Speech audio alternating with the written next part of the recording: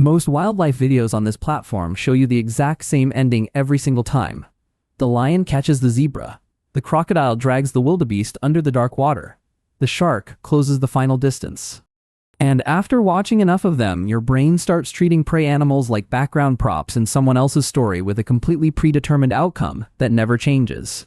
But there are documented real cases sitting in ranger field reports, university wildlife journals, and National Park Service incident records,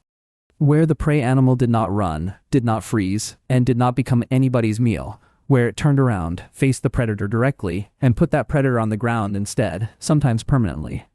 This channel has built its entire video catalog from the predator's point of view: lion hunts filmed from safari vehicles, crocodile ambushes at river crossings, shark attacks captured from underwater cameras. And that angle works because predators are strategic, but it means the most emotionally powerful reversal moment in all of wildlife has never been the central focus here. That reversal moment, the exact second when a deer or a bison or a wildebeest decides to stop running and start fighting the animal chasing it, is not just more surprising than watching a predator win.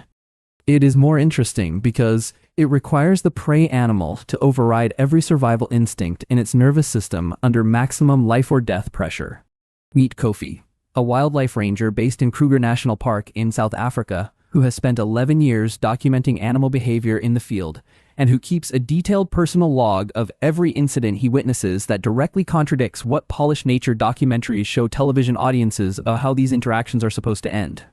Kofi's log entry from 2017 describes a specific incident that his entire 4-person ranger team witnessed together from a patrol vehicle near the southern boundary of the park. A fully grown Cape buffalo estimated at approximately 1,500 pounds being approached and targeted by a coalition of 3 adult male lions who had clearly selected it as their afternoon hunting target. The standard Cape buffalo response to a lion coalition of that size is to move quickly toward the safety of the herd where numbers provide collective protection against coordinated predator attacks. And this particular buffalo started doing exactly that, moving at speed toward the tree line where the rest of the herd was grazing when Kofi's team first spotted the encounter. But one of the 3 lions cut the escape angle off with a flanking run that positioned itself directly between the buffalo and the herd, and instead of continuing to run in a different direction or freezing in panic, the way isolated prey animals commonly do when escape routes are blocked, the buffalo stopped completely and turned to face the lions. What happened next is documented in Kofi's personal field report and confirmed in separate written statements from 2 other rangers sitting in the same vehicle watching from approximately 40 meters away. The buffalo charged the lead lion at full running speed, connected with the base of its horn, and physically launched that fully grown adult male lion approximately 6 feet into the air. The other 2 lions in the coalition broke off the hunt entirely the moment the lead lion left the ground. They retreated into the surrounding brush within seconds of the impact, abandoning a coordinated hunt that 3 adult male lions working together should statistically have had every advantage to complete successfully against a single isolated target animal. The lead lion survived the strike but was visibly and seriously injured, limping heavily on its right foreleg as it moved slowly away from the confrontation site in the direction its coalition partners had already fled, and the buffalo stood its ground at the impact site for another 4 full minutes, making short aggressive charges toward the tree line where the lions had disappeared into the brush. The entire reversal, from the moment the buffalo stopped running and turned to face the predators to the moment all 3 lions were gone from the open ground, took less than 30 seconds of real elapsed time, which is a detail that Kofi noted specifically in his field report because it contradicted his own expectations about how long a confrontation of that physical intensity would last.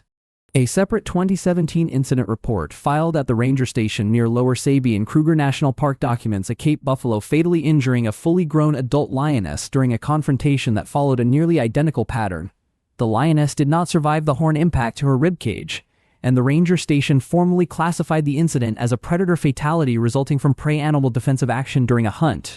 What makes these incidents biologically remarkable is not just the physical outcome. A Cape buffalo is large and heavy enough that it can seriously injure a lion if it connects with its horns at speed, but the decision-making process that preceded the physical action, because the buffalo's nervous system is specifically wired for flight responses under predator pressure, not offensive engagement. Overriding that flight wiring under active predator threat is something that wildlife biologists are now beginning to study seriously as a distinct behavioral phenomenon, because it requires the animal's nervous system to suppress a deeply embedded survival response and replace it with a completely different motor program that runs directly against the animal's primary threat response instincts. Yellowstone National Park produced a documented field case in 2019 that sits in U.S. Fish and Wildlife Service observation notes from the Lamar Valley Wolf Monitoring Program, A bull elk with a full mature antler rack was cornered against a riverbank by a pack of 7 wolves that had been pursuing it across open terrain for approximately 40 continuous minutes without a break. The 7 wolves had executed their standard exhaustion hunting strategy correctly, spreading the pursuit load across multiple pack members rotating in and out at intervals to keep the elk moving at speed without allowing it any recovery rest. And by the time the elk reached the riverbank, it was visibly fatigued with its sides heaving and no viable escape route remaining ahead of it. The USFWS field observer stationed in the Lamar Valley documented what happened next in handwritten field notes that were later referenced in a wolf-elk behavioral interaction study published by the Yellowstone Wolf Project. The bull elk turned to face the approaching pack, dropped its antler rack to a low fighting angle, and held its position at the riverbank rather than entering the river current. The lead wolf, designated as the alpha male of the Junction Butte pack and tracked continuously by the Yellowstone monitoring team for 2 full field seasons prior to this encounter, approached to within charging distance of the stationary elk and received a sweeping lateral antler strike across its left shoulder and rib cage that threw it sideways through the air onto the riverbank ground. The injuries from that single antler strike were serious enough that the Junction Butte alpha male was observed limping noticeably during every subsequent monitoring session conducted across the following 3 weeks, and the pack withdrew from the confrontation site immediately after the alpha was struck, abandoning a hunt they had invested 40 full minutes of coordinated pursuit energy into completing.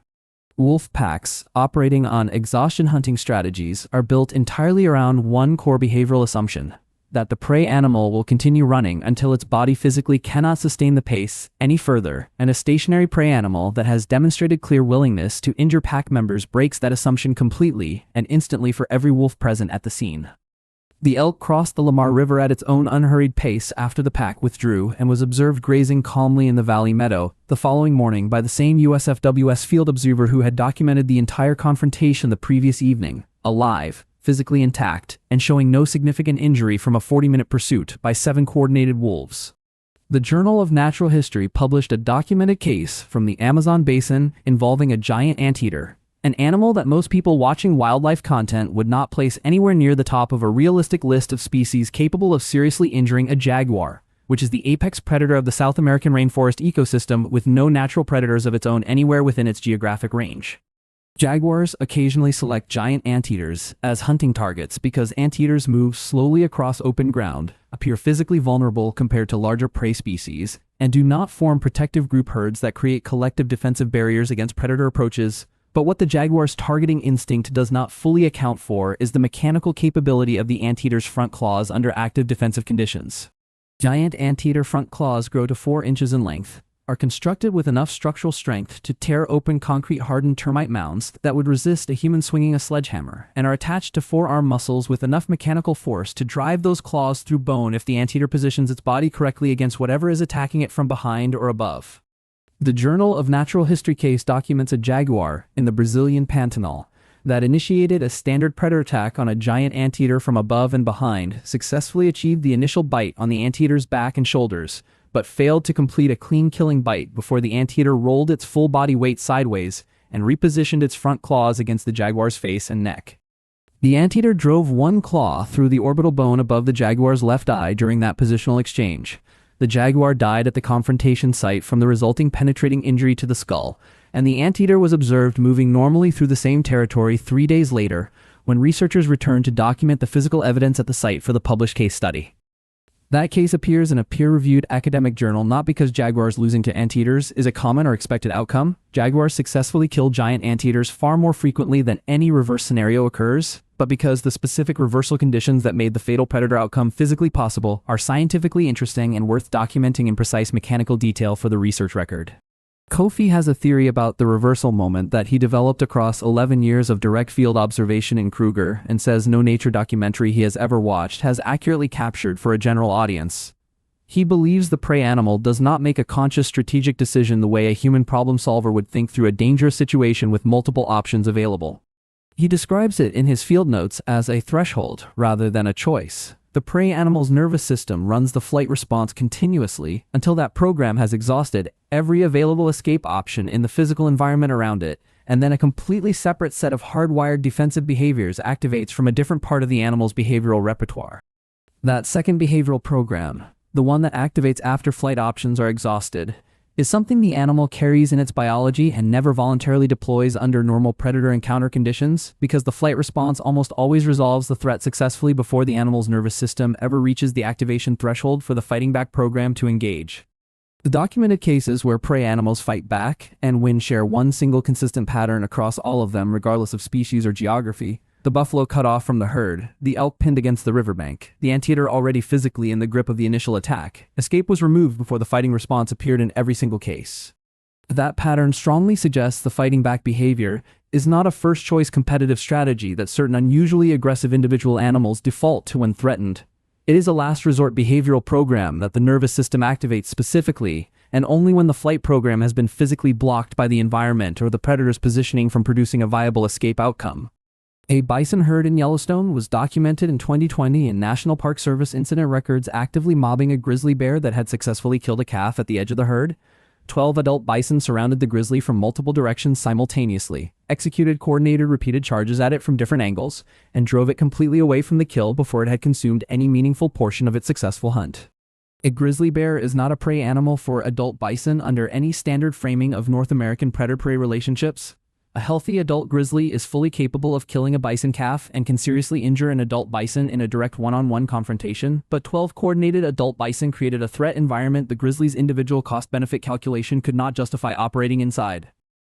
That coordinated group defensive behavior, documented in bison herds across Yellowstone, in musk oxen defensive circles in Arctic Canada, in African Cape buffalo herds throughout Kruger, and in elephant family group responses to lion approaches across multiple East African reserves, represents a fundamentally different category of prey animal capability than the individual fighting back cases examined earlier in this video.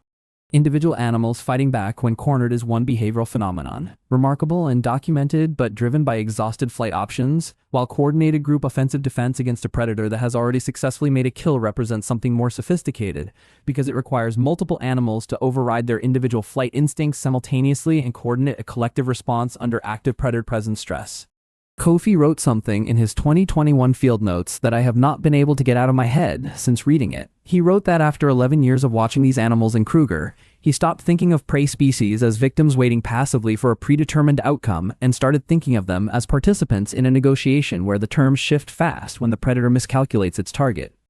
The next video on this channel covers the documented Kruger National Park data spanning 2015 to 21 showing measurable drops in lion coalition hunt success rates across specific territories where Cape buffalo herds adopted coordinated mobbing as their standard response to lion approaches. 6 years of field data that will permanently change the way you think about which animal in that ecosystem is actually controlling the terms of every encounter between them.